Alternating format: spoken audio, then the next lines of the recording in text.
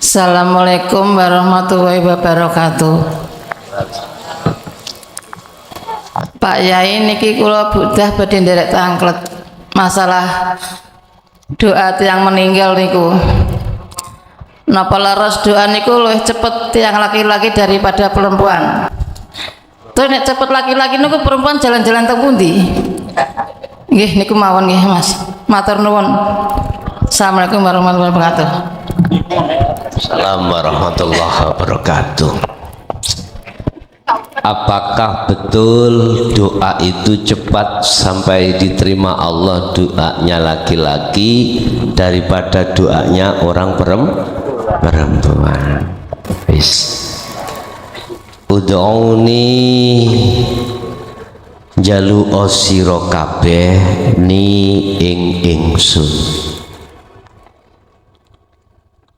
Apabila betul-betul mintamu itu terhadap aku, fastajib, mongko tak sembadani sira kabeh, fastajib lakum. Ayat ini memberikan satu petunjuk terhadap kita. Sebelum kita mendapatkan sesuatu yang kita minta, kita harus bertemu yang memiliki. Ud'uni, lah ini jalu asira ing ingsun itu maksudnya adalah Allah. Kita harus makrifat dulu pada Allah. Artinya ruhaniyah harus makrifat pada Allah. Kalau betul-betul menemui Allah dulu, makrifat Allah dulu, ketemu Allah dulu, maka apa yang diminta fastajib. Lah gitu toh Pak? Kita tidak, umat Islam kebanyakan ruhaniyah madhep nanggone makhluk yang berupa apa yang kita minta, dengan bentuk mengharapkan cepat datangnya. Lah gitu nggih. Itu makhluk Pak Bu. Nggak boleh ruhaniyah itu menghadap makhluk. Kalau jasmaniyah nggak apa-apa, kalau rohaniyah nggak boleh. Ruhaniyah hanya pada Allah. Wa ma umiru, dan tidak diperintah sira kabeh illa liya'budullaha, kecuali untuk menyembah Allah. Itu ruh. Nggak boleh ruh itu menghadap selain hidup, itu nggak boleh. Kita ndak menghadap makhluk. Berupa apa? Ningati sing diarep-arep iku tekani ndang. Tekani apa sing dijaluk. Sama halnya begini, Mbak Bu. Ibu iki putrone hamil. Tetangga sampean punya mangga, putron jenengan nyidam, sampean mau minta tetangga mangga, kira-kira jenengan ngambil dulu mangganya apa menemui yang memiliki mangga? Harus menemui yang punya itu harus kita budayakan. Jangan ngambil dulu. Kalau manggil dulu disebut berarti kita umat manusia sering mencuri bajunya Allah. Merasa alim, mencuri. Merasa hidup, mencuri. Merasa mendengar, melihat, mengucap, merasa itu meyakini. Kalau kita yang berucap, mendengar, kalau kita yang melihat dan sebagainya, itu sama dengan ayo. Akhirnya ono kasus sebab wonten mriku. Sebab kita sebagai pencuri. Iya Pak, kalau kasus mencuri mangga itu paling berapa bulan. Kalau mencuri baju Allah bagaimana kasusnya besok? Ingat Satu hari waktu akhirat, hitungan dunia itu 50.000 tahun. Ada umur yang hadir ini 200 tahun? Enggak ada. Satu hari waktu akhirat sama dengan 50.000 tahun waktu di dunia. Berarti betul kata orang Jawa, kita di dunia itu mampir ngombe, ngono ae sing sugih kemlewelet, sumbung karena sugiye, sing dadi pejabat sumbung karena jabatane. Yalah dilungkas lho. Nggih mboten? Ditinggal napa mboten? Kabeh ditinggal. Sing rumangsa ngalim padahal iku ngalime Allah. Akhire ngelokno wong iku, Allah ya Karim, rumangsa luweh apik, luweh alim daripada orang lain. Gak gelem makalah iku dikalahno. Padahal habis itu nggih mboten? Ingat sebab apa iblis itu kok ya ora gelem njalakno perintah Allah rupa sujud nang sebab di dalam diri iblis ikul ono rumangsa luwe apik katimbang Adam. Nggih mboten? Ya Allah, mengapa saya itu tadi tidak mau menyembah terhadap iblis terhadap Adam? Bukan perkaranya saya tidak mau perintahmu, tapi saya lebih bagus daripada Adam. Saya jenengan ciptakan dari api, sementara Adam jenengan ciptakan dari tanah liat. Mulia saya. Aba wastakbar wa kana minal kafirin. Karena di dalam diri iblis ada takabur, sombong, lebih api, lebih mulia, lebih jos dan lain sebagainya. Berarti beda napa beda sama iblis? Hah? Beda napa mboten? Mboten beda. Hakikate nek syariate ya beda lah Pak. Ngoten wis. Artinya gini Pak. Kita apapun status kita, belajarlah untuk bertemu Allah di situ. Dengan begitu tidak akan muncul rasa takabur dalam hati kita, karena kita akan menetapkan sifat hakikatnya hamba terhadap diri kita sebagai hamba. Apa sifat hakikatnya hamba? Nek Allah wujud berarti kita Adam. Nek Allah hidup berarti kita maut, mati. Nek Allah kuat berarti kita lemah. Nek Allah kudrat kuat, terus irodah karep berarti kita nggak punya karep. Nek Allah iku mangsama mendengar, kita tidak mendengar alias budek. Nek Allah basor berarti kita pijak. Sifat hambane. Mula jenengan nek kepingin roh sejatine sing wujud baliya nang asalmu. Wis Pak Bu, kita asale ono apa gak ono? Ada apa tidak ada? Tidak ada. Kemudian sekarang kita merasa ada karena diadakan oleh yang Bila mana Anda pingin tahu sejatinya yang ada, yaitu Allah, baliyo kau asalmu.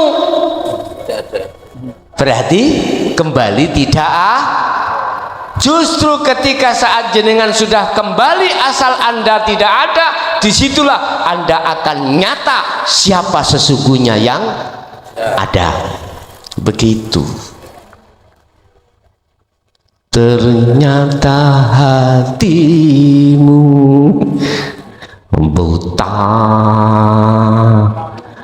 buta karena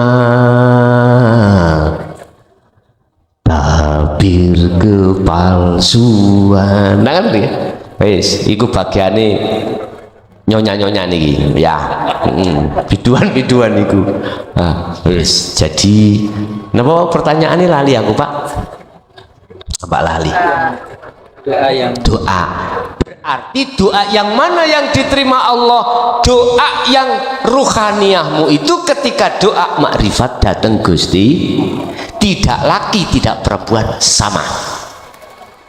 Cuman kebanyakan yang bisa makrifat mayoritas itu laki, bukan wanita.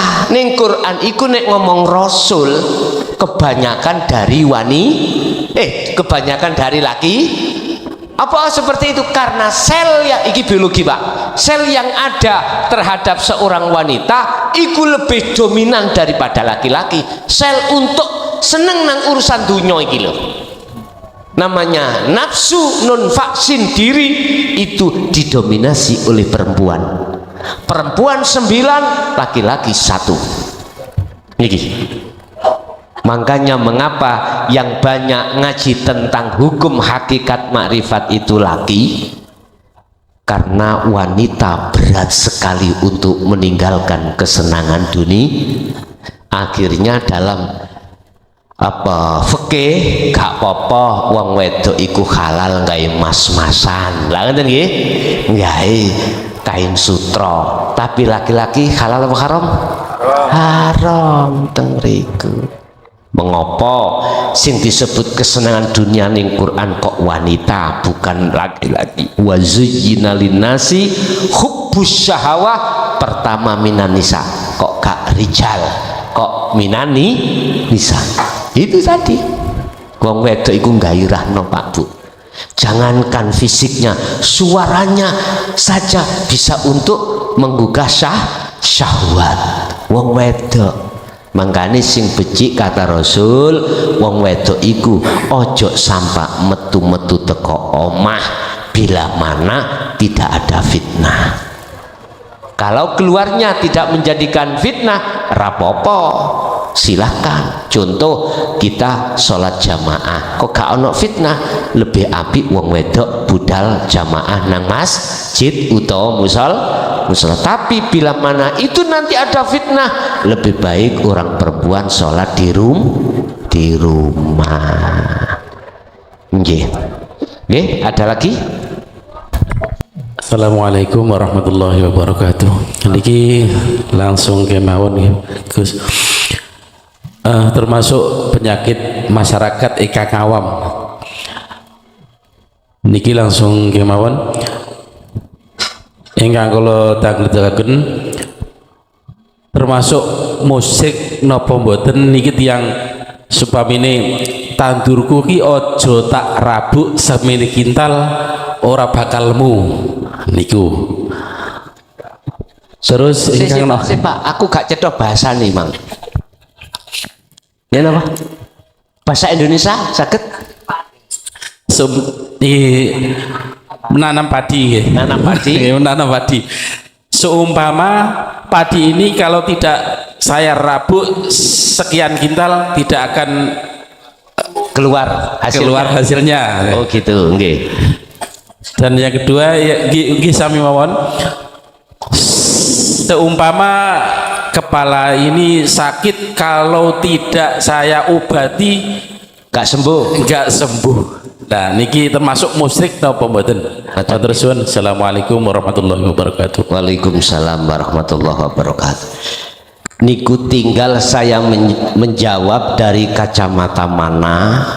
Kalau kacamata syariat, berhubung kacamata syariat orientasinya itu akal, manakala tidak dirabuk mesti yo gak dapat berpintal-pintal, gak popo. Tapi rujuk di dalam kacamata hakikat ruhani. Kalau ruhani kita beriman selain Allah, obat dan pupuk, obat pupuk itu makhluk mboten? Wis sampean buka nek nggone surat apa, ayat apa, bunyinya ngeten, kula mboten hafal. Selain Allah itu tidak bisa memberikan manfaat atau mendatangkan mudarat. Wis, iku golek ana ning Google surat apa, ayat pira, duduhke nggonku. Sampeyan duduhke surat napa, ayat keberapa. Ya. Terus saya tanya, pil iku obat iku makhluk mboten? Pupuk itu termasuk makhluk napa mboten? Secara syariat tidak salah, Pak. Tidak termasuk syirik. Tapi secara hakikat ruhaniyah manakala tidak bisa masuk tembus terhadap hidup di situ, Allah di situ, akhirnya ruhaniyah kita mengatakan obat makhluk, terus apa mau? Pupuk makhluk, kok munculnya ada di situ, maka syiriklah. Itu disebut syirik khafi. Ya, miturut kacamata hakikat. Kalau kacamata syariat sah-sah saja, karena faktanya itu dari pupuk atau obat. Cuman kacamata hakikat ruhaniyah ini kelebu syirik khafi manakala imannya selain Allah. Padahal Pak, di dalam di luar obat tadi, di dalam di luar pupuk tadi mesti ono Allah. Ini Al-Hadid, sampai lihat ayat 3. Allah itu di dalam dan di luar. Allah itu di awal juga di akhir. Di awal seluruh persoalan, termasuk sakit persoalan, termasuk apa jenenge pupuk persoalan iki oleh berapa pintal, nek gak dipupuk oleh berapa pintal, di situ juga persoalan. Ini juga ada Allah. Ingat, la haula, keadaan, wala quwata illa billah. Berarti ya nopo? Ya kudu digawa karo-karone. Syariat gawanen, hakikat ya digawa. Itulah syariat Rasulullah.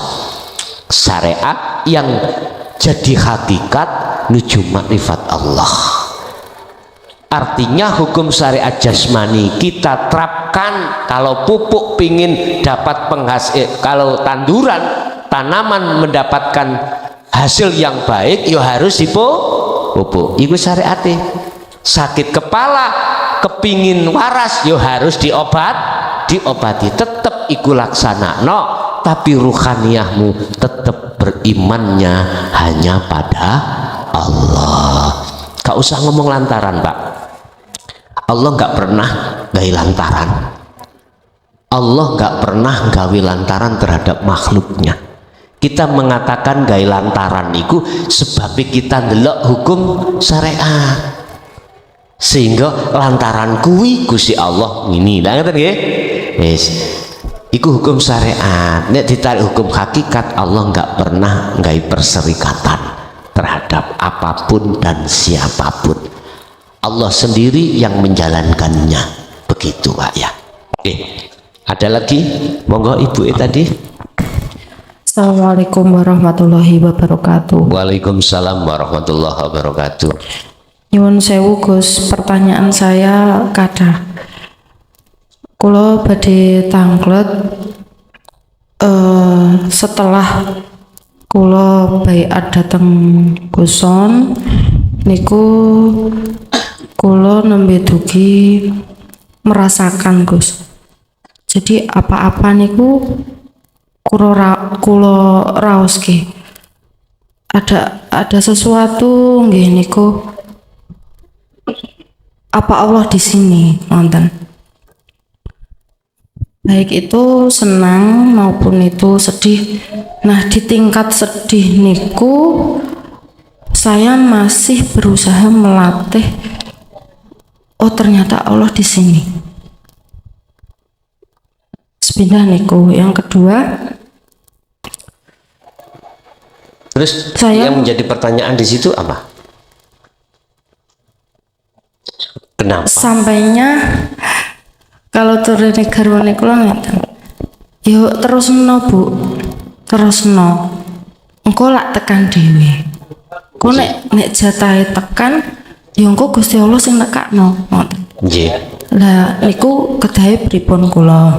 Badan itu yang pertama. Yang kedua itu setelah saya rasa-rasa itu kok ada Al-Qur'anul Karim yang berwujud Al-Qur'an yang setiap hari dibaca. Yang kedua Al-Qur'anul Qadim. Nah niku kados pripun? Yang ketiga hakikat anak soleh Gus. Kalau melihat YouTube-nya Guson itu doa anak soleh yang sampai kepada orang tuanya, yaitu adalah doa anak yang pernah sampai atau pernah bertemu kepada Allah. Terus saya kayak menyimpulkan sendiri Gus, nek aku orang iso ketemu karo Gusti Allah, berarti selama iki aku kirim Fatihah marang kedua orang tuaku atau kepada orang tuaku yang sudah kapundhut, berarti lah gak sampai yo. Saya sampai seperti itu ya Gus ya. Yang keempat, Nggih, mboten napa-napa, mumpung ketemu Gus saya. Karena saya melihat YouTube itu penasaran terus. Terus yang selanjutnya itu yang di ayat Al-Isra, saya lupa Gus. Karena Allah itu kan tidak terbatas nggih. Apakah dari semua agama itu orang bisa wusul Gus? Wonten. Nggih. Sampun Gus, terima kasih. Assalamualaikum warahmatullahi wabarakatuh. Waalaikumsalam warahmatullahi wabarakatuh. Nanti kalau saya lupa 4 pertanyaan mohon diingatkan Pak Bu. Pertanyaan pertama terkait masalah merasakan. Ketika si suami dawuh, teruskan Bu, nanti Allah sendiri yang akan menarik ruhaniyahmu untuk bertemu Allah. Memang benar Pak Bu, tugas kita itu tidak menuntut supaya lekas ditemukan Allah, enggak. Tugas kita fa'buduh. Tugas ruhaniyah adalah hanya menyembah Allah. Di dalam tingkat menyembah pada Allah, si A dengan si B juga nggak sama ruhaniyahnya, nggak sama. Makanya ada istilah ahli hijab, ada istilah ahli syuhud. Nah, ketika jenengan masih di su'aul basyirah, merasakan semuanya itu yang berperan Allah, belum ditaruh di ainul basyirah bertemu, jangan gelisah, jangan sedih, tetap iku pancarkan. Sebab su'aul basyirah itu diteruskan pada hakikatnya untuk meningkatkan volume cahaya makrifat Allah. Cahaya makrifat Allah itu akan menyala di dalam hati seseorang, yang seseorang itu yang dikehendaki Allah, hanya yang dikehendaki Allah, hanya yang dikehendaki Allah. Siapa yang dikehendaki? Mereka yang sudah selalu terus menerus menjalankan zikir tersebut. Nanti ada tandanya Bu, kalau di ainul basirah apa? Ruhaniyah sampean itu ngeblank. Tahu ngeblank ya? Ruhaniyah sampean itu gemeter. Maksudnya gemeter, lalai, dilalaikan Allah dengan apapun selain Allah. Lalai sudah, dirinya sendiri lalai. Iku ruhaniyah kan sudah fana. Ainul basyirah kan sudah kefanaan diri sendiri. Berarti kita kembali, asal tidak ada kembali tidak ada. Itu ainul basirah. Pertanyaannya, apakah akal juga dilalaikan? Lihat Pak Bu, apakah Allah meletakkan di khos apa khawasul khawas? Kalau diletakkan di khos, mohon maaf, jangan takut tapi sampean.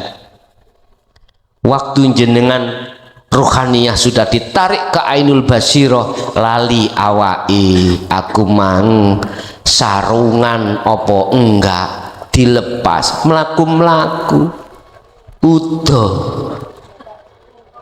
iki khos lho Pak, tapi gak ngerti nek dheweke udah, karena dheweke iku sudah tidak almarhum almaghfurlah yang langsung saya lihat di depan saya, Mbah Ut Pagerwojo. Ada yang kenal Mbah Ut Pagerwojo? Beliau kalau nggak salah sekitar tahun 74-75 bersama Mbah Hamid. Tahu Mbah Hamid? Itu ada di masjid Abah, disuruh Abah untuk khutbah. Habis khutbah sholat, habis sholat mesti jamaahnya itu diajak manakiban. Di dalam manakib ada makom Pak. Ketika makom, beliau sendiri mulai apa iki jeneng? Kopiah. Beliau mboten kopian apa nah? Ngeten iki lho. Blangkon ngono ah, ya wis blangkon. Kelambi sarung dilepas Pak. Jadi telanjang bunder beliau sambil seperti biduan ini lho. Ayo, gak modar syariat sampai nabi aku. Karena beliau ditaruh khos, baik ruhaniyah hatinya atau akalnya lepas sudah. Itu khos. Kita nggak bisa bicara apa-apa. Menyalahkan juga nggak bisa. Seperti anak kecil nih lho Pak, umur 3 tahun, lari-lari udan-udan muda. Izin mboten? Mboten. Karena belum berakal. Seperti jenengan tidur tidak bermimpi, eling mboten dengan perkara apapun. Seperti itu. Bahkan habis tidur aja sampe ingat ngipi apa mboten semerap. Mudah. Yang kedua, ketika ruh ditarik Allah di ainul basirah, diletakkan di khawasul khawas. Apa itu? Ruhaniyah sampean dilalaikan selain daripada Allah dalam hal apapun. Aku nih dewe gak ruh, tapi akal tasik fungsi. Hablum minan nas tasik berjalan. Niku khawasul khawas. Sehingga dia keluar kemanapun ya seperti ini biasa, tidak ngomong sambung dan lain sebagainya, tapi ruhaniyahnya nggak bisa sambung. Sambungnya ruhaniyah hanya pada Allah.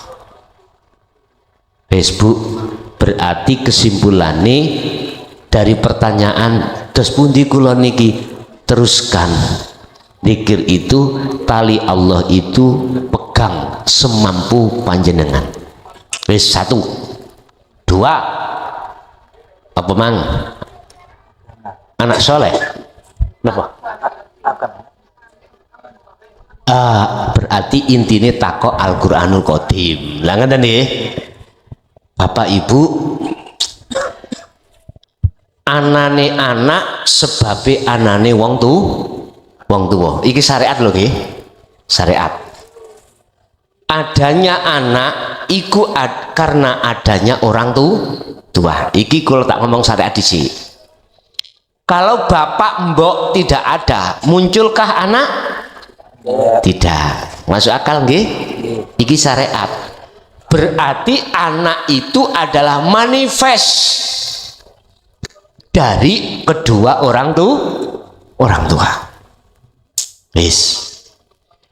Al-Quranul Karim yang kita baca, kelihatan tulisan secara fisik, itu ada sesuatu yang tidak bisa kau lihat dengan mata dohir. Dibuka di dalam surah Ali Imran ayat 7. Wa ma ya'lamu ta'wilahu illallah.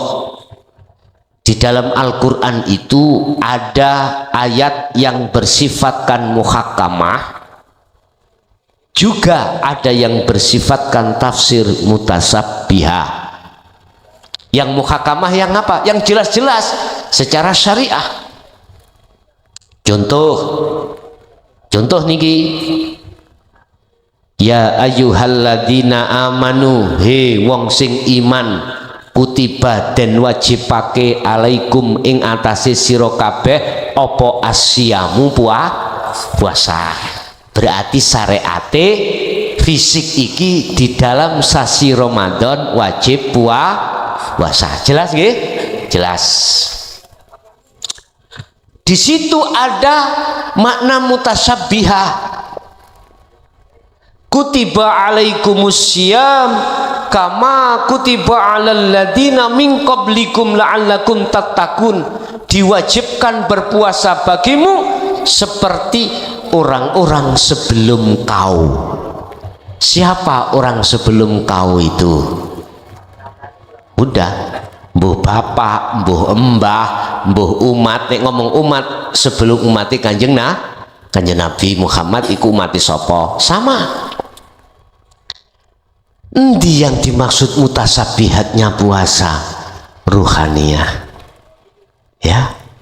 Mana Al-Qur'anul Kadimnya? Ruhaniyah, harus puasa. Puasa dari apa? Dari kesenangan dunia. Ini yang dimaksud birriyadati wal adhkar. Wajib ruhaniyah itu selalu menjaga jangan sampai kemasukan hubbus syahawah dengan cara berzikir. Ini syaratnya wonten mriku.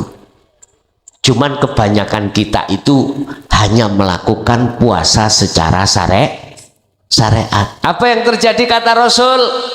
Besok itu ada umatku poso tuas luwe, tuas ngelak. Ngapunten, gak oleh apa-apa sebab sering maksiat.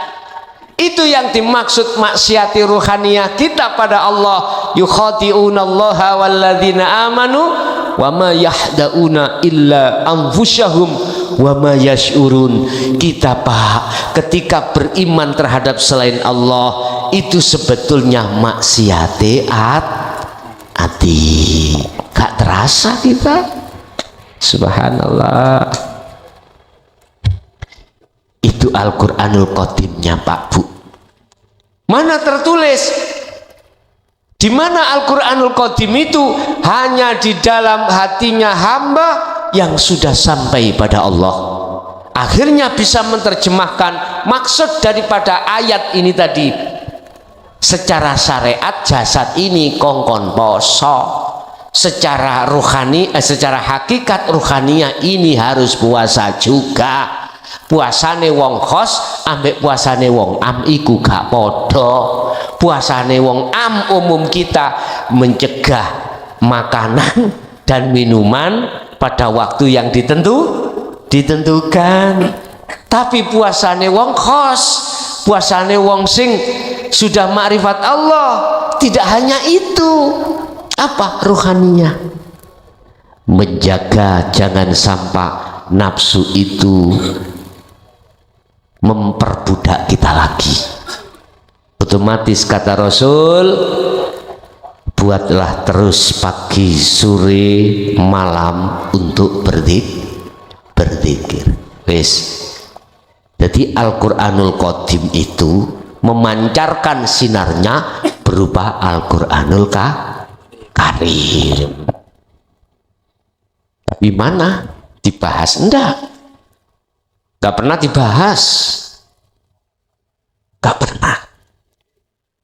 Mengapa di dalam hukum syariat siapa yang mengandung hadas kecil maupun besar tidak boleh memegang Al-Qur'an? Tak gitu tak? Sama. Secara mutasabihatnya siapa yang ruhaniyahnya masih ada penyakit, nggak akan mungkin Allah menaruh Al-Qur'anul Qadim di situ, nggak mungkin. Kecuali ini sudah tidak mengandung hadas, baru nyatalah Al-Qur'anul Qadim. Apa sih Al-Qur'anul Qadim? Wahyune Allah tanpa dinulis ning bisa diwa ya kuwi wejangane guru kang was ditancepaken ing jero. Guru waskita itu bukan guru yang tahu, oh iki engko gak udan, oh iki engko udan, bukan itu. Waskita itu bukan yang dimaksud tahu atas semua akan yang terjadi, enggak. Waskita itu waspada setiap saat waktu, dia itu waspada akan datangnya hawa nafsu. Akhirnya setiap kali apa aktivitas yang ada pada beliau tidak ada unsur daripada hawa nafsu. Wes, yang kedua. Yang ketiga, anak soleh aman. Anak soleh. Betul Bapak Ibu, soleh itu bagus. Bagus itu ada dua pandangan. Ada bagus di mata manusia, sebab perilaku jasad kita api di mata orang lain. Contoh Pak, saya itu ditakdirkan Allah jadi orang yang kaya uang. Tetangga hutang, teman hutang, siapapun hutang, tapi yang saya hutangkan uang laki-laki, bukan uang perempuan. Paham maksudnya? Utang 1000 balekno ya tetep 1000, entah saulan setahun tetep 1000. Ketika saat dibangsulaken 1000 dalam jangka 1 tahun, saya bilang, Bu, pun tak terima nggih, tapi tolong pun sampean damel maneh niki mboten kula utangno, sampean lah masih butuh toh. Wis, melihat orang seperti itu api apa elek? Jelas api. Gitu? Api. Siapapun melihat orang pasti bagus. Wis, kita melihat seseorang setiap waktu ada di masjid, di musola, ngadani, yo ngomati, bahkan ngimami sendiri. Wis siapapun kita melihat perilaku mereka, dia mesti mengatakan api. Wis ora tau ngrasani wong. Penggawean ini masjid iktikaf maca Quran, salat iktikaf maca Quran, salat. Mesti orang lain melihat orang bagus. Tapi ntar dulu, ruhanianya bagaimana? Sebab kadang-kadang kita itu melakukan kebagusan secara fisik karena pingin dilihat orang lain. Terlepas pingin dilihat orang lain sudah tidak ada. Kadang-kadang terselip di dalam hati kita itu ingin dimasukkan Allah surganya, pingin mendapatkan pahala yang lebih besar. Ada seperti itu. Padahal sudah dikatakan lillahi ta'ala, niatnya terakhir ditutup lillahi ta'ala, karena Allah. Artinya karena Allah, semua kalau tidak Allah yang af'alnya, mengaf'alkannya, diri kita tidak bisa melakukan. Lah, iku sik kaya ngono, berarti pandangannya Allah sik jelek. Walaupun pandangan manusia itu bagus. Wis. Yang kedua, ada pandangan Allah bagus, Pak. Mana barometernya bagus? ruhaniyah sampean kalau sudah ditarik Allah di dalam makrifat Allah tondone ruhaniyah jenengan sudah tidak mengakui dirimu yang melakukan sholat yang apapun, bahkan dalam dirimu menetapkan semua yang melakukan adalah Allah, maka itulah makrifat dan itulah yang diterima oleh Allah. Dibuka di dalam makalah Ibnu Athaillah pasal berapa mengatakan gini, jangan kau kira amalia sedikit yang disertai makrifat pada Allah itu kau anggap sedikit. Jangan kau anggap itu ringan. Bahkan ini lebih berat bobotnya, lebih banyak timbangannya daripada amalia sebanyak apapun tapi tidak didasari hati makrifat dateng Gusti Allah. Di dalam kitab Ndek-ndekan Bidayatul Hidayah tentang sholat memakai siwak, lebih baik 2 rakaat bersiwak daripada 70 rakaat tidak berpakai siwak. Iku syariate siwak rupa ngeten iki. Hakikate siwak itu untuk membersihkan, untuk menghilangkan bau-bau yang tidak sedap. Siwak maksud hakikati mutasabihat atimu siwakono bersenono penyakit kuwi mau, itu loh maksudnya. Berarti kudu makrifat pada Allah. Yang keempat, berarti dulu aku kirim Fatihah tidak nyampe ya, tak jawab. Sampean tersinggung mboten kula jawab? Jawab saya manakala dari sisi syariat muga-muga diterima. Nah, muga-muga kan belum tentu, Pak. Lah ngoten nggih. Tapi kalau jawab saya dari sisi hakikat, saya pastikan hubitat a'maluhum wa malahum min nasirin. Hubitat aibatolat, ditolak. Karena apa? Kita tidak menghadap terhadap sesungguhnya yang dihadap. Wis sampean gak ada yuga, coba yuga sampean digengken jaluk nang sampean, jaluk nang sampean, tapi ambek minggu ngeten dan atau ngutil barang sampean, kira-kira sampean sebagai wong tua ya napa?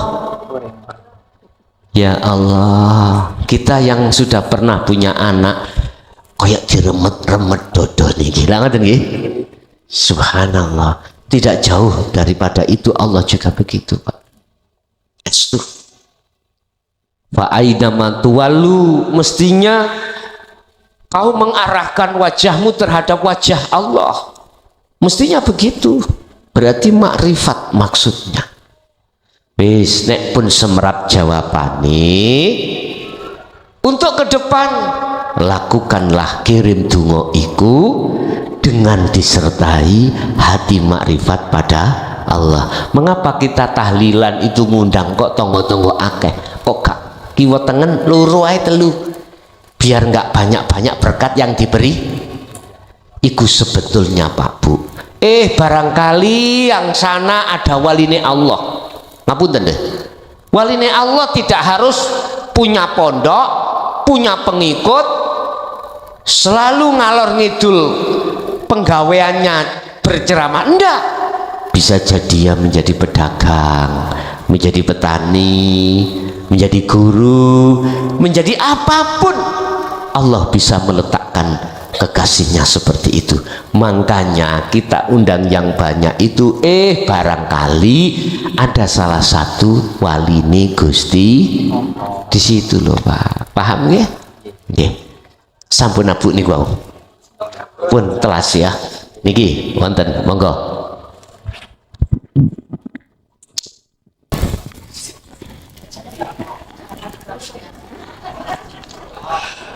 Assalamualaikum warahmatullahi wabarakatuh. Waalaikumsalam warahmatullahi. Sebelum bertanya, perkenalkanlah nama saya Mustain, alamat Desa Talok, Kecamatan Kardidu, Kabupaten Bojonegoro.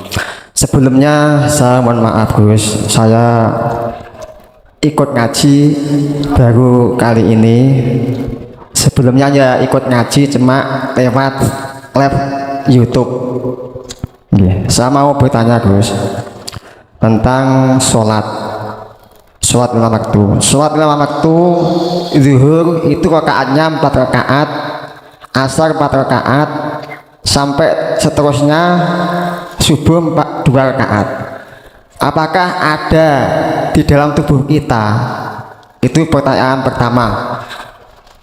Pertanyaan kedua, saya pernah melakukan di Thariqah zikir latifah 7. Latifah 7 pertama kolab ruh sampai ke 7 jasad kolab. Itu saya merasakan kayaknya itu badan kita itu kayak kok gemeter, kayak kok nggak ada. Berarti yang ada apa ya, nggak bisa saya rasakan seperti badan nggak ada, seperti yang luas itu ya, gambarannya luas. Apakah itu zat yang hidup atau yang hidup yang tidak bisa mati? Makaten Gus, pertanyaan saking kalau akhiri walaupun wassalamualaikum warahmatullahi wabarakatuh. Waalaikumsalam warahmatullahi wabarakatuh. Apakah rakaat 17 rakaat itu tertuang di dalam tubuh kita? Ya, betul ya. Itu adalah nisbat yang tertuang di dalam tubuh kita secara jasmani, yang maksudnya supaya jasmani itu melakukan sholat 5 waktu harus. Itu tidak bisa ditawar. Apakah ada ayat yang menyatakan kewajiban sholat 5 waktu harus dilakukan? Ada, cuman aku gak hafal. Kemarin kami sudah buka-buka suratnya, ayatnya ada, cuman lupa. Di situ ada kalimat kumu, itu adalah kata perintah. Tegakkanlah. Kumu lillahi qanitin. Tegakkanlah. Berarti kata perintah. Berarti perintah menjalankan. Lah, perintah wajib menjalankan ini dengan bagaimana? Qanitin ay khashiin. Berarti menurut saya wajib kita sholat itu khusyuk.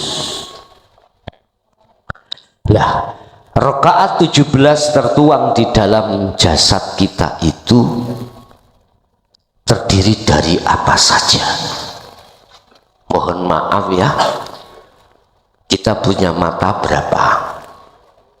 Halo? 2. Kita punya kaki berapa? 2. Kita punya tangan berapa? 2. Kita punya driji tangan 1 berapa? Kita punya driji kaki tangan semuanya berapa? 5. Tinggal yang tinggal yang 3. Mana yang 3? Sudah tahu? Sudah tahu Pak? Yang 3 ganjil nih dulu. Sudah tahu? 2 sudah, 4 kok 5 sih? Sampai hitung Pak. Mata 2, telinga 2, hidung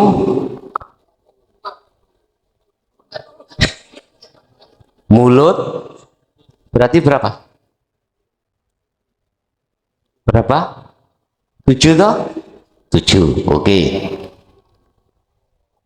Kubul dubur 1 apa 2? 2. Oke, berarti 9. Sekarang yang mencerminkan daripada 4, 2, kemudian 3, kan 2, 3, 4. Itu di mana?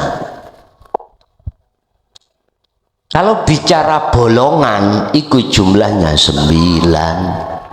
Yang harus kita jaga supaya tidak dijadikan nafsu latifah, melebuni latifah itu terhadap hati. Makanya tadi harus melakukan apa namanya, apa yang nomor 2 tadi Pak? Latifah pitui loh gitu. Oke. Supaya tidak dijadikan nafsu bertengger untuk membisikkan terhadap roh, itu suaranya manuk, supaya tidak begitu. Dijaga itulah untuk supaya masuk di dalam suaranya manuk itu ada siapa? Ada Allah, betul. Supaya terjaga di situ. Wes. Yang dimaksud daripada 17 rakaat itu di mana sih tempatnya badan ini? Padahal sudah disebutkan. Ada 4. Kulit, daging, balung, getih. Apa tadi? Kulit, balung, daging, getih. Kulit dengan balung, kulit dengan daging itu adalah laksana lemah dengan air. Ini namanya unsur loh Pak ya, unsur. Makanya kuningo kaya apa wong iku mesti ono bolote karena lemah. Angin itu gandengannya adalah api. Di mana ada api pasti ada angin. Kalau tidak ada angin, api mesti mati. Gak percaya? Silakan sampean bakarlah lilin di dalam gelas kosong. Kemudian tutuplah. Mati betul? Mati. Itulah bentuk nafsiyah dan amarah. Sipate geni mesti panas. Panase geni iku muncul dari angin. Mungsuhe apa geni? Adalah air. Mula nafsu nafsiyah iku Bapak Ibu muncul amarah. Bisanya meredam amarah kita itu adalah kita harus memunculkan sifat basiroh. Mana yang air tadi? Mana yang air tadi? Adalah mutmainnah. Munculkan mutmainnah. Akhirnya ruh itu lewat iman melihat Allahnya. Nggak bisa Pak sampai muring-muring. Contoh tadi, ada orang yang menabrak mobil kita di belakang. Oh Allah, no bro. Nggak bisa Pak. Ngimput diomong no Allah no bro. Ya geger Pak. Iman di dada Pak. Ya. Di dada. Jadi harus iman itu yang berkata kepada Allahnya. Yakin. Akhirnya amarah enggak muncul. Itulah laksana daripada sholat yang memakai 4 rakaat. Kemudian yang 2 rakaat itu yang mana? Kaki mesti kasih 2, tangan kasih 2, mata kasih 2, hidung kasih 2, telinga kasih 2. Yang 3 mana? Sudah ada yang tahu? Sudah ada yang tahu? Ibsorun wa mubsorun wa basorun.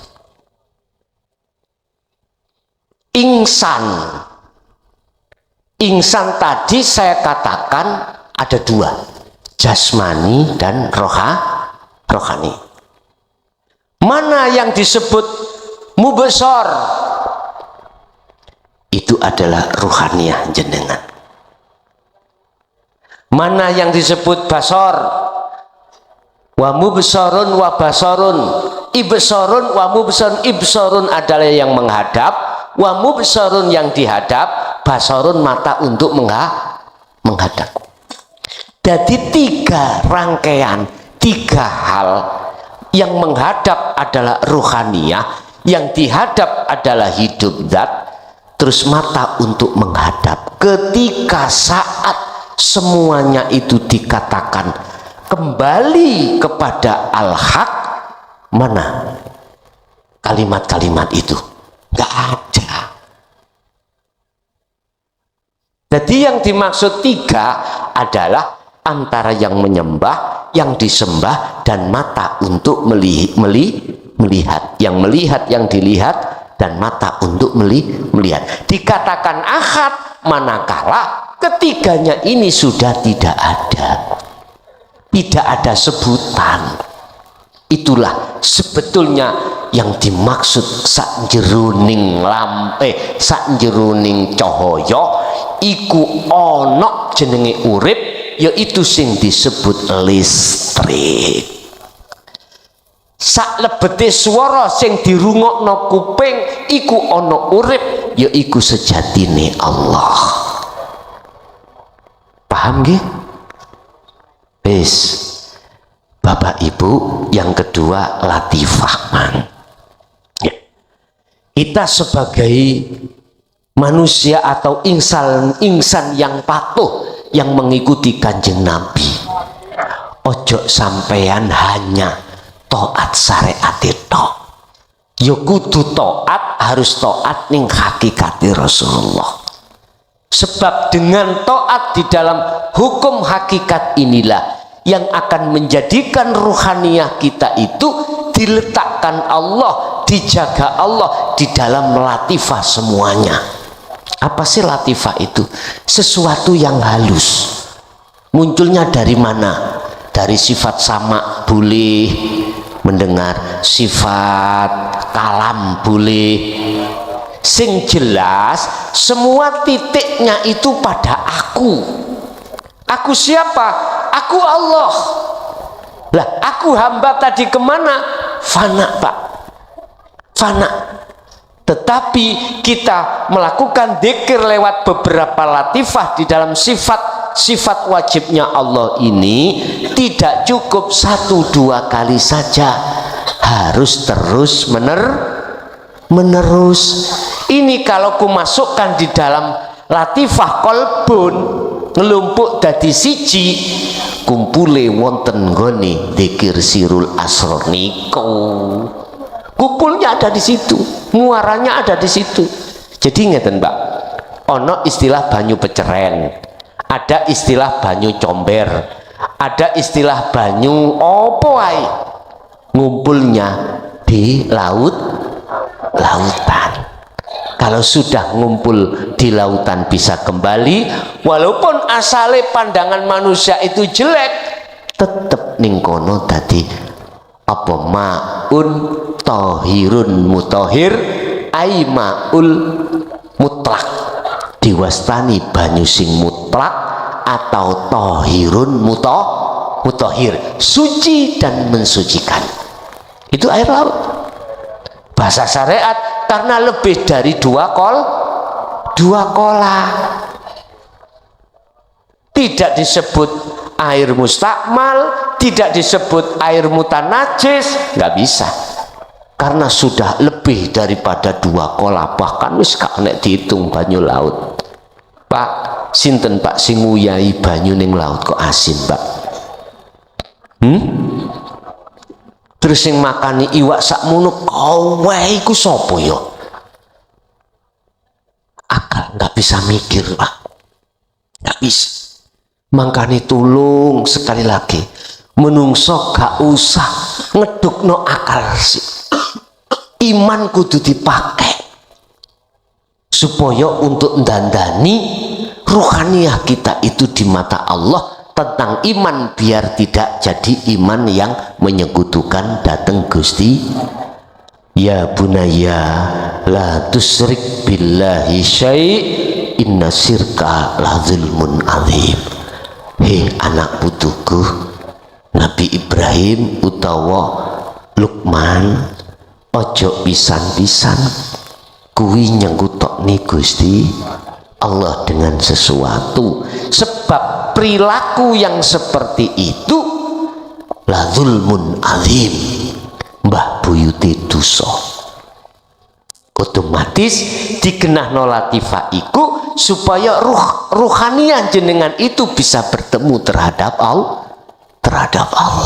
Mula pengajaran di toriko iku sampai ikuti, tetapi terus no sampai dumugi dzikir hakikat makrifat sehingga ketemu sirul asrar sampai fana'u dzikri.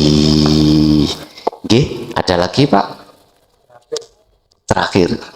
Terakhir itu saya mau tanya tentang anak berdosa atau tidak. Nama saya perkenalkan, saya nama Sugirno, alamat Kampung Sidoarjo, Cepu. Yang saya tanyakan, dari kecil saya umur 3 tahun sampai 12 tahun belum pernah saya tahu bapak saya itu menjalankan sholat. Dikala itu bapak saya sakit, saya membohongi bapak saya dengan kata-kata, bapak kalau mau sembuh mengikuti ucapan saya. Itu dari 12 tahun sampai sekarang saya umur 60 tahun menendam rasa berdosa atau tidak. Dikala itu bapak saya sakit, saya ajak membaca surat syahadat. Selama seminggu bapak saya meninggal. Termasuk saya ini anak yang berdurhaka apa atau tidak. Terima kasih. Wassalamualaikum warahmatullahi wabarakatuh. Waalaikumsalam warahmatullahi wabarakatuh. Kalau saya memandang dari sisi kacamata aturan syariat, itu jelas tidak. Justru kita telah memasukkan beliau dalam agama Islam. Kalau saya tarik dari kacamata hakikat Bapak Ibu, yang disebut anak yang durhaka adalah anak yang menentang terhadap orang tua dari hukum dari Allah. Apa hukum dari Allah itu? Hukum dari Allah itu ada di syariat, juga ada di hakikat, ada di jasmaniyah dan ada di ruhaniyah. Tinggal jenengan iki ketika saat orang tua itu, ketika orang tua sudah memegang hukum hakikat, kita menentang daripada hakikatnya, itu berarti disebut durhaka. Makanya kami melihat dari kacamata mana. Saya boleh teringat dari pertanyaan yang belum saya jawab tadi, mungkin dari Ibu tadi atau yang mana lupa. Orang selain agama Islam, gitu ya. Boleh aku teringat. Apakah dia itu bisa makrifat pada Allah? Kalau yang dimaksud Islam itu adalah secara fisik jasmani, boleh, bisa. Mungkin dibuka di dalam surah Al-Baqarah. Sobiin, jadi ada golongan sobiin, golongan di mana dia tidak beragama. Kita lihat agamanya gak jelas secara fisik loh ya. Ateis, ateis saya. Seseorang yang tidak mempunyai agama, tapi dia percaya adanya Allah. Ruhaniyah dia yang melakukan hukum-hukum di dalam hakikat makrifat. Apa sih hukum hakikat makrifat? Hanya satu. Ani'budullaha wajtanibut tauhid. Mengarahkan ruhaniyah hanya pada Allah, wajtanibu, dan meninggalkan ruhaniyah atau huta ing selain Allah. Iki berarti dek cara orang itu wong jadab nih kalau Pak. Orang yang dikatakan jadab itu bahasa umum orang ngebleng. Orang ngeten lho Pak. Syariat gak tahu blas. Wis tah gak gelem gembul wong. Gak tahu salat, poso ya gak tahu poso. Kita tidak tahu rohaniyahnya. Ternyata ada Pak seseorang yang mempertahankan rohaniyahnya itu pada Allah, ditaruhkanlah jasmani ini, dikorbankanlah. Mungguh menungso dikatakan orang bejat. Ditakoi agama Islam, nek lihat KTP ini Islam Pak. Ora tahu salat, ora tahu zakat, tidak pernah puasa, haji apalagi. Di mata umum kita menganggap dia orang yang wis rusaklah di mata Allah. Kita menganggapnya di situ, melihatnya di situ. Tapi kita tidak tahu ruhaniyahnya itu menjaga hubungan langsung dengan Allah. Ada orang seperti ini. Bagaimana? Apakah bisa makrifat pada Allah? Saya katakan saya tidak berani membatasi Allah. Allah berkehendak seperti itu, kekasih dibentuk Allah seperti itu, bisa. Bisa. Mungkin ada yang kenal Gus Komari, Ngoro Kandangan. Ada yang kenal? Ini putih sih. Loh iya bener iki cepu. Kalau sampai lali nek iki mang cepu. Kalau kinten sekitar rumahku mawon. Beliau itu salah satu santrinya mbah saya. Dia nggak mau gembul tiang Pak, gembul orang nggak mau. Dia ada di sungai terus. Ada di sungai,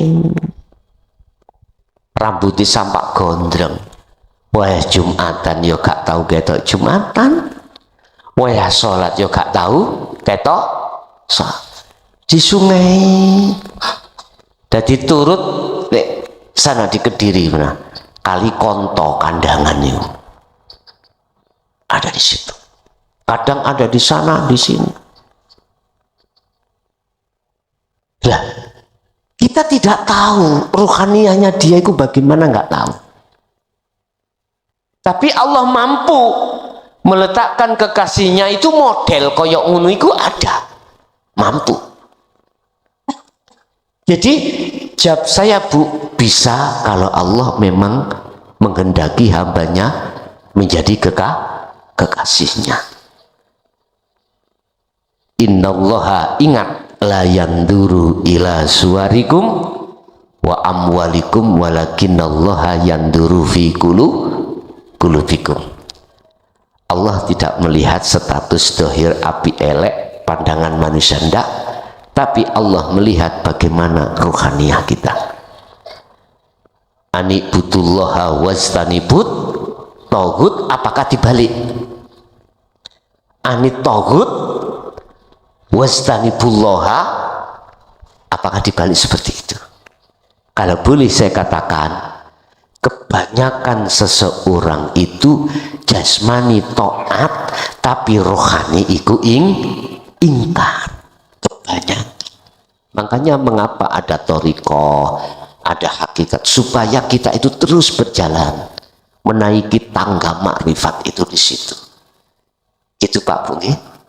Jadi Pak, secara kacamata syariat boten ingkar, jenengan boten termasuk anak yang durhaka, enggak, justru jenengan iki anak yang taat, dikatakan taat telah memasukkan orang tua di dalam Islam. Cuman secara hakikat Islami yok nopo, jasad iku wis ketok Islam, ruhaniyah kita itu sudah Islam apa belum? Lah ruhaniyah Islam atau belum, tetengernya, tetandanya sudah menerima ajaran Rasulullah di jalur dinul haq, terus mengamalkan atau tidak. Hanya itu barometernya. Nggih, cukup ini. Pun Bapak Ibu hadirin jamaah rahimakumullah, jam 12 kurang 5 menit kita besok juga ada aktivitas lain. Semua yang diberikan Allah awal sampai akhir semoga menjadi ilmu yang berkah, ilmu yang bermanfaat bagi baik datang kita lan anak putu kita ila yaumil qiyamah. Lahumul Fatihah.